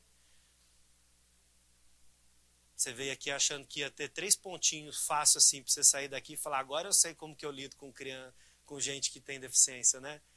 Você caiu numa cilada que você não faz ideia. Porque agora que você viu, você não vai conseguir desver. Não existe isso. E aí agora você nunca mais vai conseguir pensar simplesmente assim, deixa aí qualquer coisa, ver o que faz. Você nunca mais vai conseguir. Deus não vai deixar você. Eu vou colocar essa praga em você. Você vai ter que lembrar e orar disso e fazer alguma coisa. Falar assim, não, agora eu vou ter que ficar inquieto até a minha igreja fazer alguma coisa por isso, porque não tem como, irmãos. Você viu o tamanho do buraco que a gente entrou? Só que, por outro lado, é a chance de ver pessoas que passaram anos, anos foram negligenciadas e agora tem a chance de ser nossos irmãos e irmãs. Né? Então, a gente tem que olhar para isso. Aqui eu estou trazendo para você um modelo para você ajudar nessa regulação emocional. Ela é muito simples. Não é a criança que vai fazer isso, é você quem vai fazer. A gente vai fazer 2 perguntas. Olhando para a criança, o comportamento dela é um comportamento de alguém que está ativado, agitado, inquieto, ou desativado? Apático, cansado, tal. Depois a gente vai fazer uma outra pergunta. Esse estado que ela está é agradável ou desagradável? Ela demonstra, por exemplo, estar ativada porque ela está feliz e eufórica, que seria o agradável, ou ela está ansiosa irritada. Aqui embaixo ela está desativada e ela está apática porque ela está cansada, você olha para ela e vê que ela está talvez com sono, ou ela está mais quieta, mas é agradável, ou seja, ela está sereno, sabe a música? Calmo, sereno, tranquilo. Você fala. E aí, como que a gente utiliza isso? Na maior parte das vezes, o que a gente vai ter que tentar fazer é trazer essa criança para o meio do caminho aqui. Então, eu estou lá com uma criança falando alto, muito agitada e com sinais de irritabilidade. Eu preciso, por exemplo, tirar essa criança daquele ambiente, talvez dar uma água para ela, talvez dar um passeio com ela, talvez fazer uma atividade individual com ela, para que ela saia desse extremo aqui e venha para cá. Porque senão ela vai ficar nesse estado até estourar. E criança estoura com facilidade, aí a gente fala que ela fez birra. Entende o que eu estou querendo dizer? Então a gente traz essa criança mais para o centro ali.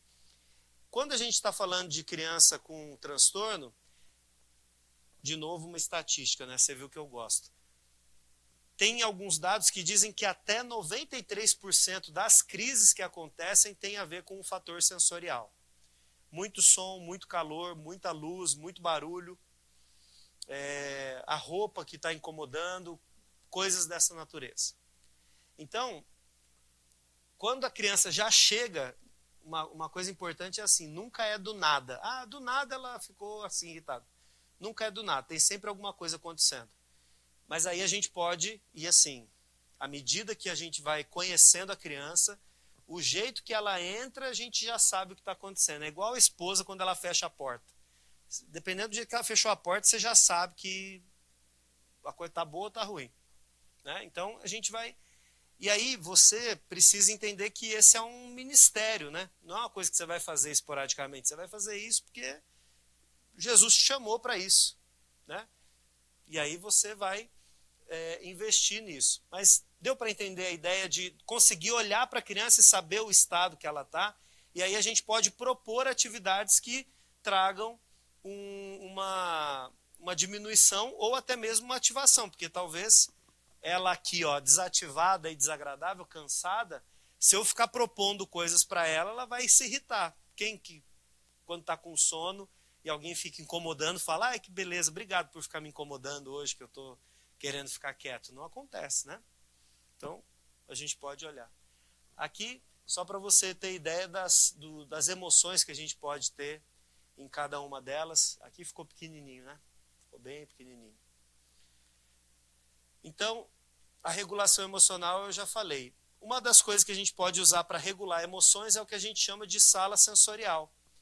Muitas vezes na igreja não dá, né, para a gente ter uma sala exclusiva para isso. O que é a sala sensorial? Não é uma sala para colocar os autistas. Isso ia ser a segregação, acho que é a segregação que eu falei. A sala sensorial é um espaço em que essa criança, quando ela está em crise, ela pode ser levada para ela se organizar. E aí você não tem como ter uma sala, mas você pode ter uma caixa sensorial. Aqui a gente tem, ó, isso aqui é como se fosse uma espuma, que aí passa a mão.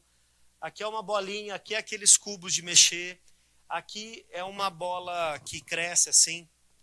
Aqui eu não lembro como que era isso, uma mola, né?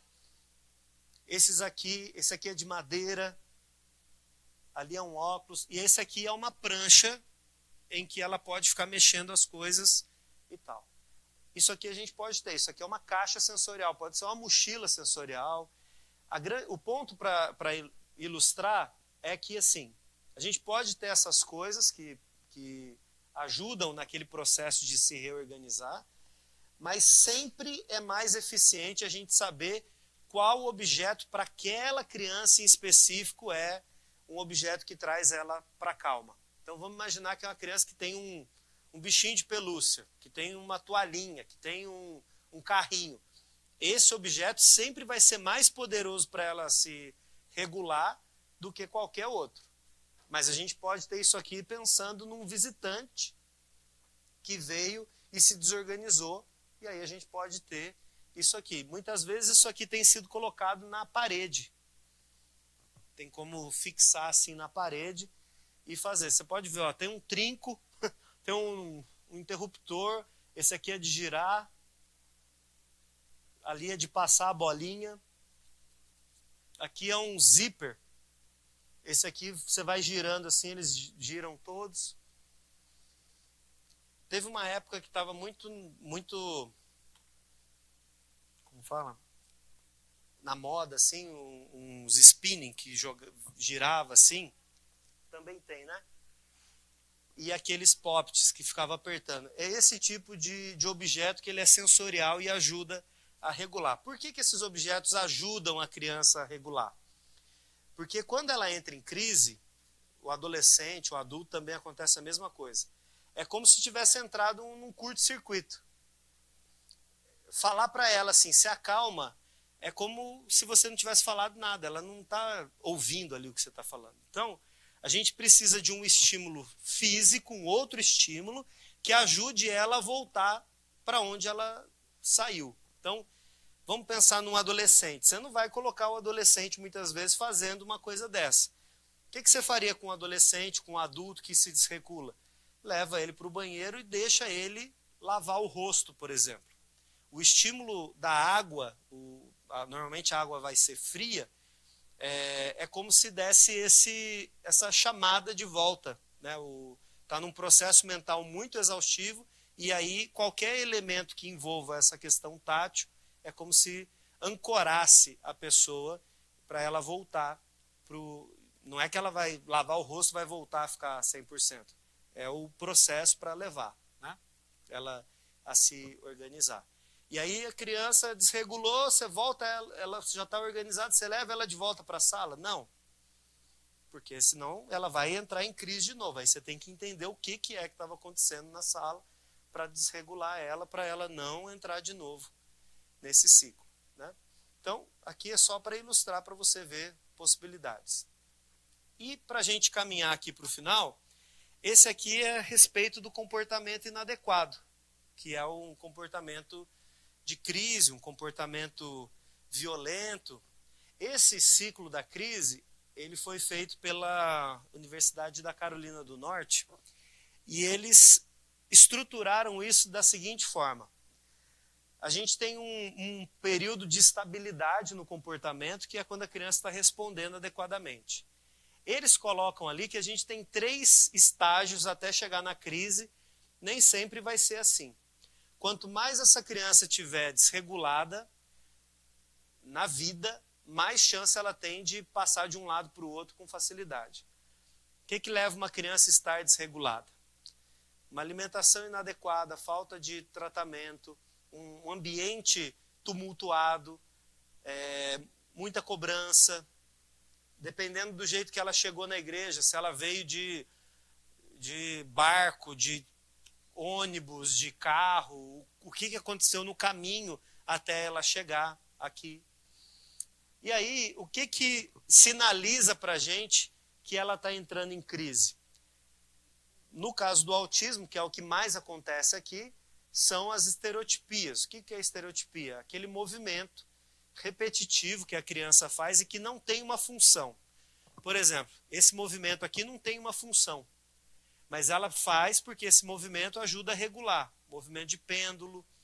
E aí, dependendo do grau que a criança tem de dificuldade, ela pode bater a cabeça na parede, por exemplo. Ela pode se machucar. Então, quando a gente está lá e está dentro de um estado tranquilo, e ela começa a fazer uma estereotipia, a gente já tem que ficar atento. Ela começou a fazer, significa que ela tem um desconforto acontecendo. Em teoria, o estágio 2 de crise seria ou aumentar aquela estereotipia, antes ela estava fazendo aqui, agora ela está fazendo numa magnitude maior, ou ela associa 2 estereotipias. Ela está fazendo isso aqui e começa a fazer um eco com a boca, né? Falar uma palavra como se fosse repetida assim. Esse é o sinal de que a gente já tem que intervir, tem que tirar ela de lá e fazer alguma coisa. Porque se a gente não fizer, ela vai entrar na crise. Aí quando ela entra na crise, a única coisa que a gente pode fazer é proteger essa criança e proteger as outras crianças que estão com ela. Até que ela volte, e aí nessa hora que ela está em crise, a gente pode usar aqueles objetos que eu mostrei, a gente pode levar ela para um ambiente mais tranquilo. Aí nesse sentido é muito importante que a gente tenha um contato, né, com a família para saber o que eles fazem quando a criança entrou nessa crise, para ajudar. E talvez o combinado seja inclusive de, se isso aconteceu, você vai e chama o pai e a mãe vai lá e faz o que eles estão acostumados. A única coisa que você não deve fazer é esquecer que você é o adulto, que você é quem está cuidando da coisa ali, porque se você entrar também em crise, aí... Oi? Aí todo mundo né, vai ser difícil. Então você que tem que manter a calma, lembrar que pode acontecer, mas se acontecer, você tem a caixa sensorial perto, você tem um auxiliar, sempre tenha um auxiliar. Nossa, mas já é difícil ter um professor, você está querendo que tenha dois? Ora, gente. Ora e inclusive faz outra coisa. Entenda que se você entrar qualquer, assim, as pessoas na igreja elas querem fazer tudo, né? Então assim, entenda que há uma coisa que você tem que fazer. Você não tem que cantar, assobiar, chupar cana, dar aula para criança. Você só tem que dar aula para criança. Só tem que cuidar do adolescente. Só faz uma coisa. Ora a Deus e fala, Deus, onde o Senhor me quer? Aqui, então é aqui que eu vou ficar e pronto, acabou. Ah, mas não vai ter quem toca bateria. A gente viveu muito tempo sem bateria, sabia? A gente passou muito tempo na igreja sem ter determinadas coisas e de repente você dando espaço até Deus vocaciona alguém para se tocar bateria. Então, pense assim, ó, eu estou sendo chamado para isso, eu vou fazer isso. Né? E aí a gente pode... Por que precisa ter um auxiliar? Porque se a criança está tendo em crise, você não vai sair lá, chamar o pai e a mãe e vai deixar a criança em crise, porque essa criança vai se machucar, vai machucar o outro, não pode. E aí o auxiliar chama, e se todo mundo entrar em crise, instala um botão de emergência na sala, aperta o botão para chamar. Ou, sei lá, tem que ter um diácono passando sempre ali para ver o que está acontecendo. O duro é quando o pastor é autista e entra em crise. Aí é que a coisa fica terrível. Começou a voltar, começou a se organizar, diminuiu o comportamento e tal. O que a gente faz? Não leva de volta para a sala, porque muitas vezes, se a gente voltar para a sala, já vai entrar em crise direto, porque assim, a gente não sabe o que está acontecendo.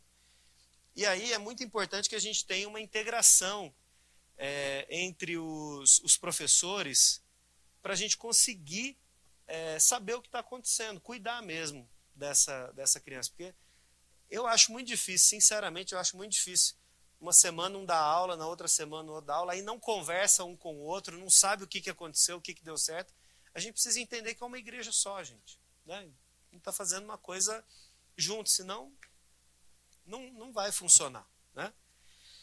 Bom, para falar que eu não acabei, que eu não atrasei, eu vou parar com 4 minutos. Beleza? A gente vai ter a pergunta ainda ou não vai dar tempo? Dá tempo, gente? Eu só recebi um papel aqui, não recebi ninguém. Ninguém tem pergunta? Ah, tem aí? Eu ia falar que sempre tem 2 chances, né? Todo mundo entendeu tudo ou ninguém entendeu nada. Quem tem o papelzinho, levanta a mão.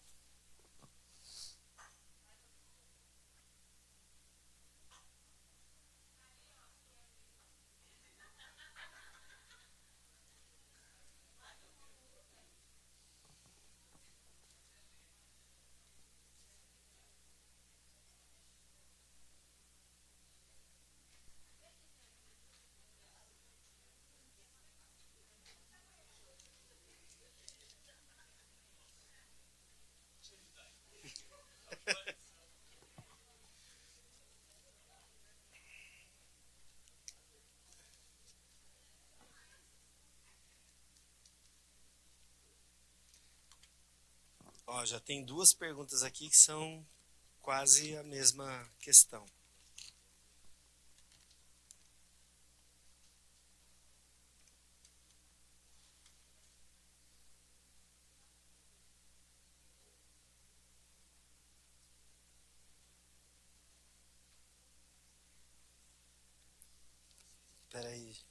lá, vamos tentar.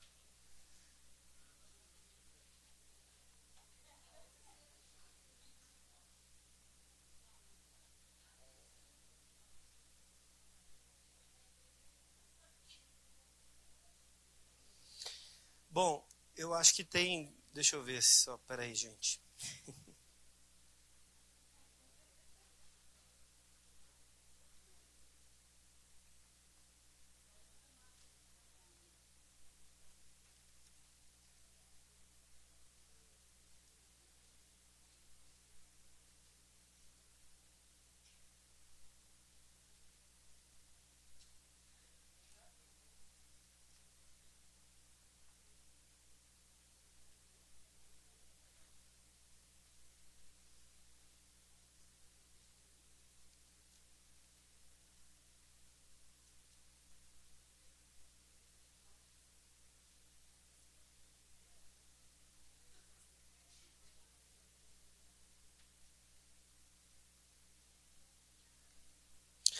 Ó, tem 3 perguntas aqui, pessoal, que tem a ver com...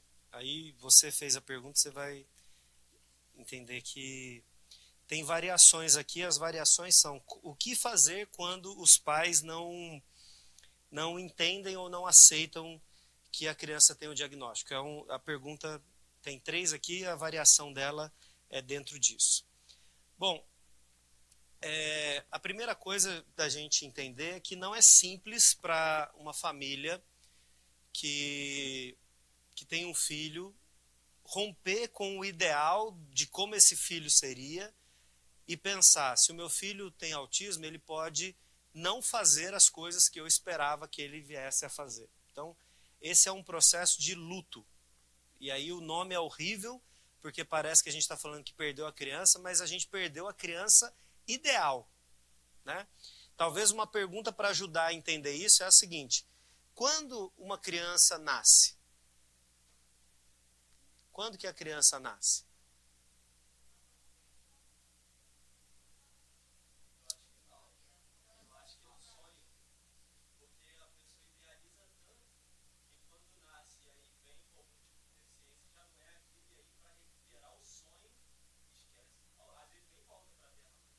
Pois é. Pode ser que está na barriga, mas assim, você já viu gente que nem tem o marido ou nem tem a esposa e fala, o dia que eu tiver um filho vai chamar Mateus.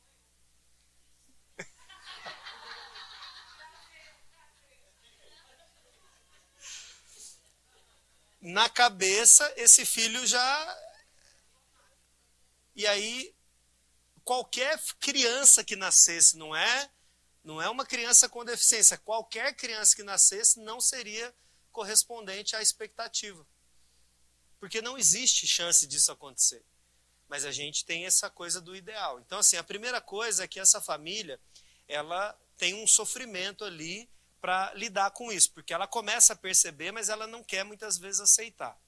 Outra coisa que é importante falar é que, como a maior parte dos casos que a gente falou é hereditário, a chance desses pais terem características que essa criança tem em nível de prejuízo é muito grande.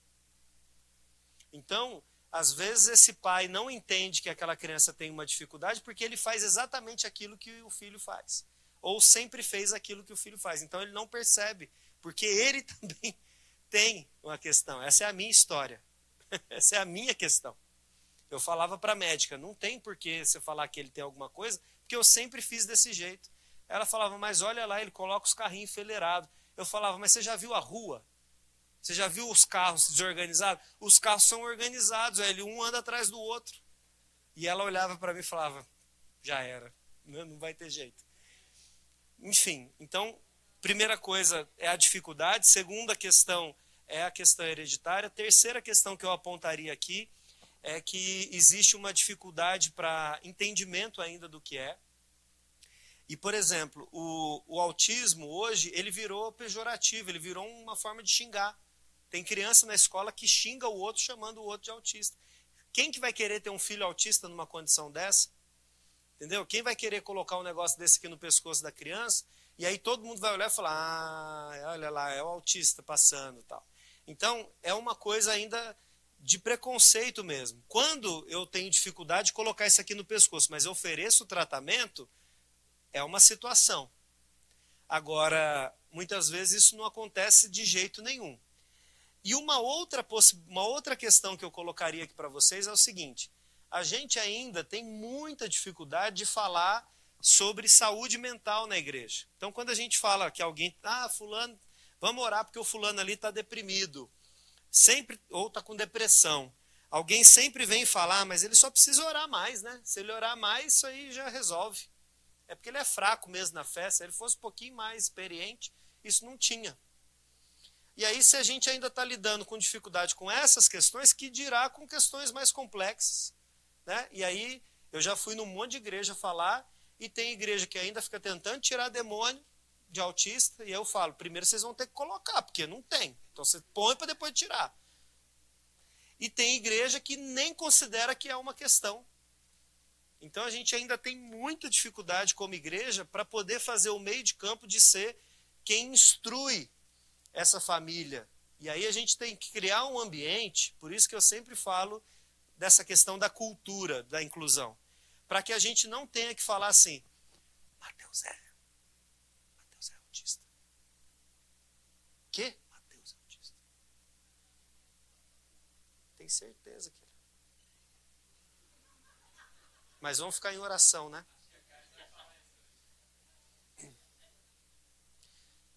A gente tem que conseguir falar disso de uma forma tranquila, do jeito que precisa ser, né?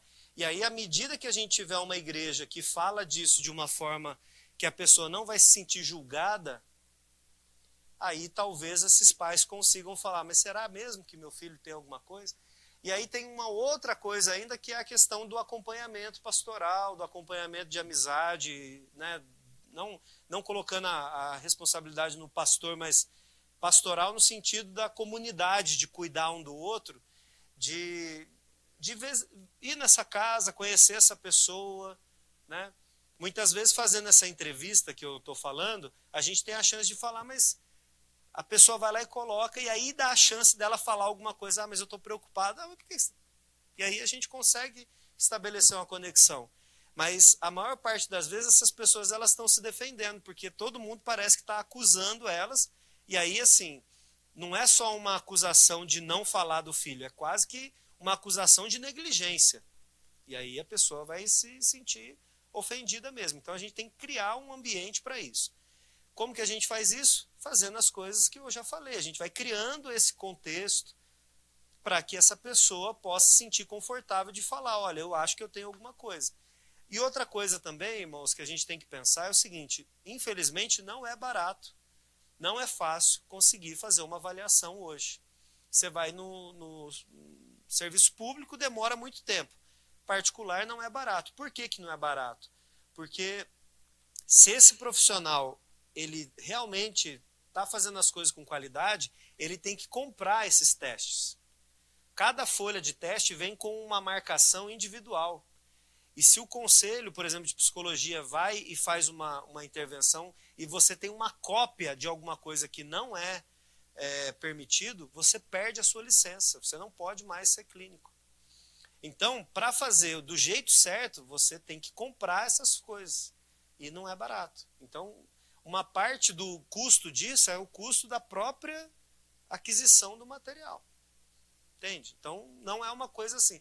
Mas aí eu vou lá, como que um faz por 1.000 e o outro faz por 10.000? Alguma coisa ali está estranha, não tem como ser assim. Mas aí a gente tem que entender que talvez essa dificuldade também seja presente ali para aquela pessoa. Como que a gente sabe se tem autismo?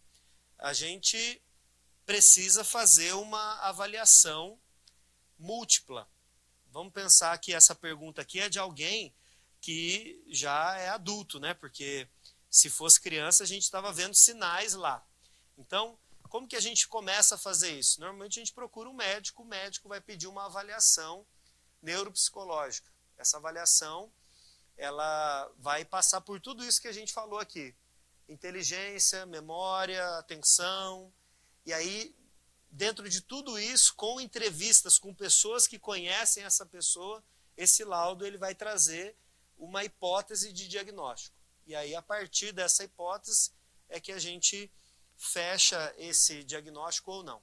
Às vezes, a gente precisa de mais profissionais. Vamos pensar que a gente está fazendo a avaliação de uma criança para adolescente. Normalmente, você vai ter, vamos imaginar que a pessoa não tem, que ela tem alguma dificuldade na fala. Tem uma avaliação fonoaudiológica para acontecer, pedagógica para acontecer, psicológica e o médico.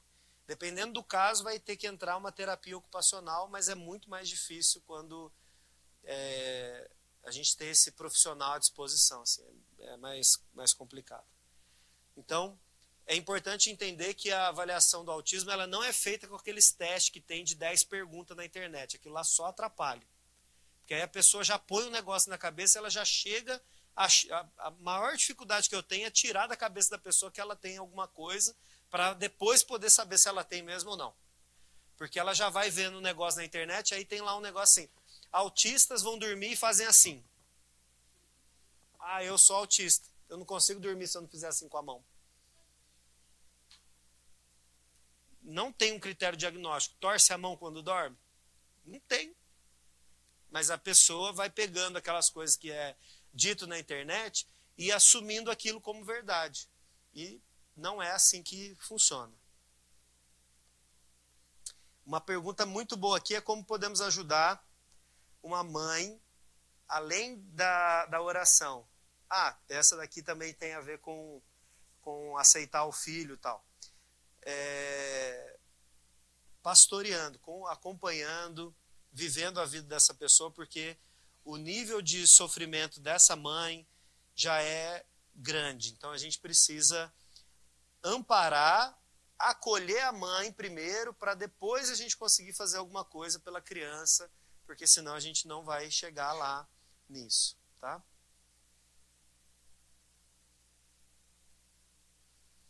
O autismo como que eu descobri o autismo do meu filho? Foi a médica.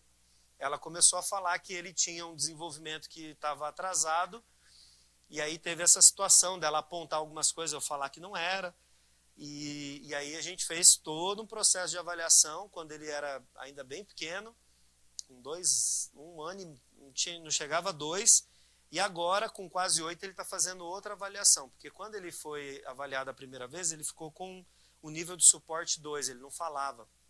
E agora ele fala, graças a Deus, depois de muitos anos de intervenção, ele tem a língua presa, ele tem dificuldade em algumas coisas, mas hoje ele se comunica, e aí a gente está fazendo uma nova avaliação, provavelmente ele venha do nível 2 para o nível 1 de suporte, porque agora ele tem mais habilidades assim.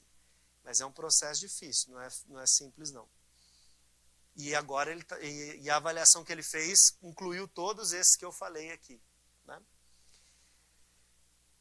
Como podemos diferenciar autismo de má criação? Acho que eu citei um pouco aqui um exemplo de como isso pode acontecer, mas eu acho que o principal de tudo isso é a gente conhecer a criança e à medida que a gente conhece, a gente vai conseguindo entender qual que é a índole daquela criança, né? Então tem coisa que realmente é pecado, gente, não tem outro nome. É pecado mesmo porque não diz na Bíblia que autista não tem pecado. Todos pecaram, né? E aí a gente tem que fazer essa correção. O que eu acho importante dizer é o seguinte, vamos entender que o comportamento está inadequado. Eu não sei se é um comportamento por causa da rigidez, uma coisa clínica, ou é por causa do pecado. Independente de qualquer coisa, aquele comportamento não pode ser aceito. Eu tenho que fazer uma intervenção e ajudar a corrigir aquele comportamento. Se for do pecado, é com a Bíblia que a gente faz isso. Se for da condição neurológica, é treino.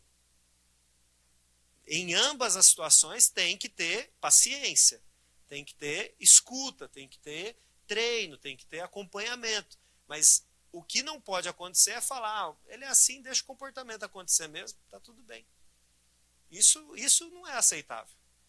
Ah, mas eu sou TDAH, por isso que eu fumo 10 tipos de droga e faço um monte de loucura. Não é aceito. Não.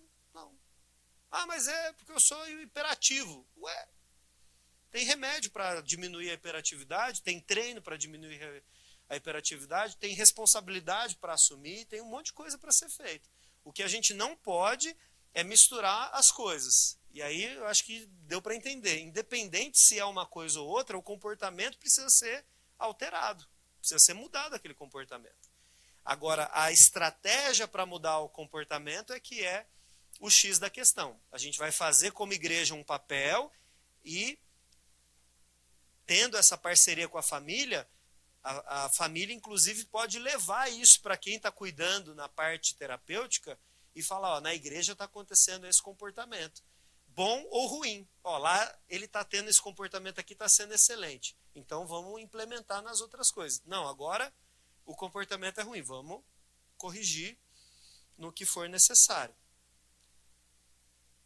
E aí tem uma pergunta aqui que tem a ver com isso, que é a criança no culto, ela costuma ficar agitada no culto.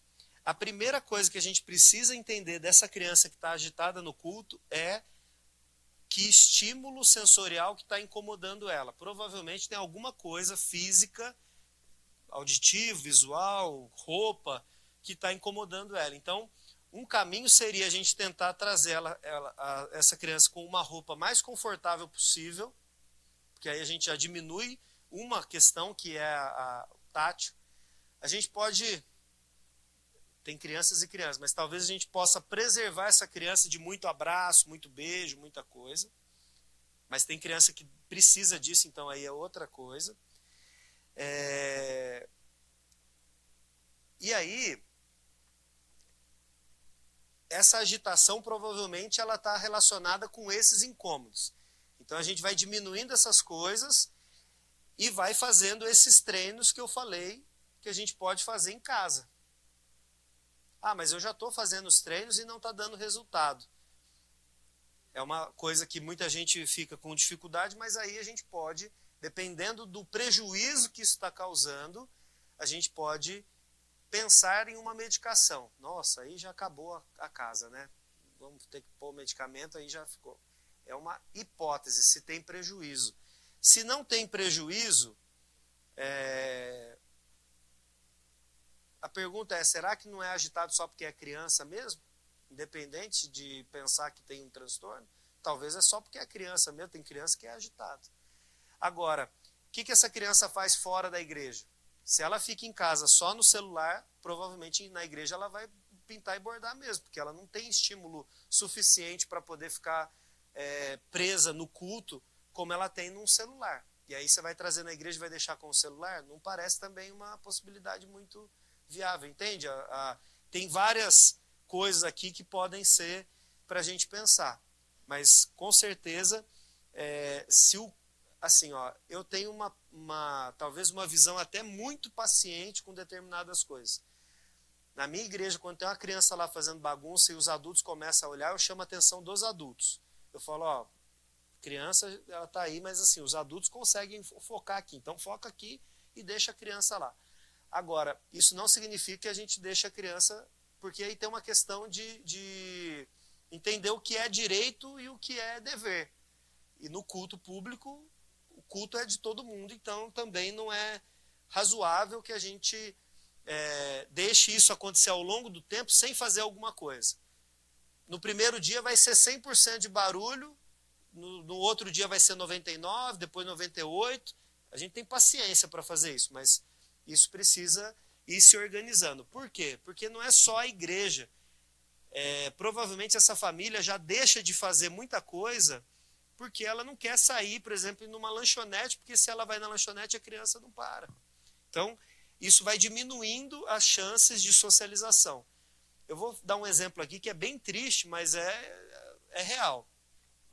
Acontece muito de crianças não serem convidadas, por exemplo, para uma festa de aniversário, para ir na casa da outra, porque ela é uma criança muito agitada. Isso é um prejuízo. Aí, na minha concepção, isso é um prejuízo, entende? Porque perde a chance de socializar, perde a chance de fazer amizade, habilidade social, aí tá sendo um prejuízo. Então precisa de uma intervenção para ajudar a lidar com essas coisas. Certo? Já deu, né? Ah, então tá bom. Mas amanhã eu tento responder as que ficaram, tá bom, gente? Não quero tirar ninguém da igreja que vai, mas vai que você pode vir, né? Aí. Pode ser também. Beleza. Obrigado, pessoal. Som. Irmãos, eu peço até desculpa, mas é pelo horário mesmo, já são 7h20, né? Nós estamos na dinâmica aqui. E amanhã nós vamos seguir com o encontro pela manhã, às 9 horas, falando especificamente à igreja. Essa última pergunta que ele respondeu faz uma ponte muito bacana com o foco da palestra, da aula de amanhã na escola dominical. Então, se você tem horário, venha, por favor. Quem é da igreja, obviamente, tem que vir, mas os visitantes em si, se você tem a oportunidade, venha aprender conosco. Para encerrar esse momento, eu convido você a se colocar de pé. Quero chamar o reverendo Comitre aqui, pastor do nosso presbitério também, para fazer essa oração de envio do povo de Deus aqui presente. Deus te abençoe, prazer enorme. Lembrando que, para você que não vem amanhã, por questão da sua igreja, você pode pegar o seu certificado assinado ao final, e se você quiser, você chama o pastor aqui, veríssimo Léo, para tirar uma foto com você. Fique à vontade, se não quiser também, ok, mas tem lá o certificado para você levar e comprovar a sua carga horária de aprendizagem lá com a sua liderança, com o seu pastor, tá bom? Pastor Comitre. Oremos. Pai, em nome de Jesus, muito obrigado, porque o Senhor é um Deus tão maravilhoso. O Senhor nos chamou para servir ao Senhor de múltipla forma, ó Pai. E por isso nós te bendizemos por isso. E, ó Deus, em nome de Jesus, obrigado porque pudemos aprender muito nessa tarde. Ajuda-nos, ó Deus, nas nossas necessidades, nas nossas fraquezas. Ó Pai, naquilo que a gente também não sabe, ajuda-nos, ó Deus. Ajuda-nos para que possamos servir melhor ao Teu reino e servir melhor, ó Deus, as pessoas que interagem conosco, ó Pai. Ó Pai, muito obrigado pela vida do pastor que nos trouxe ensinamentos. Dê sempre a ele sabedoria, discernimento, graça e misericórdia, para ele continuar, ó Pai, abençoando a vida do Teu povo. E, ó Deus, usa-nos como instrumentos vivos em Tuas mãos, para que o Teu reino possa ser proclamado, para que vidas sejam alcançadas, que todos, em todos os lugares, também possam, ó Pai, ouvir o Teu evangelho, estar bem na Tua igreja, louvando, bendizendo, adorando ao Teu santo nome e servindo ao Senhor. Assim nós te agradecemos e te louvamos, em nome de Jesus. Amém.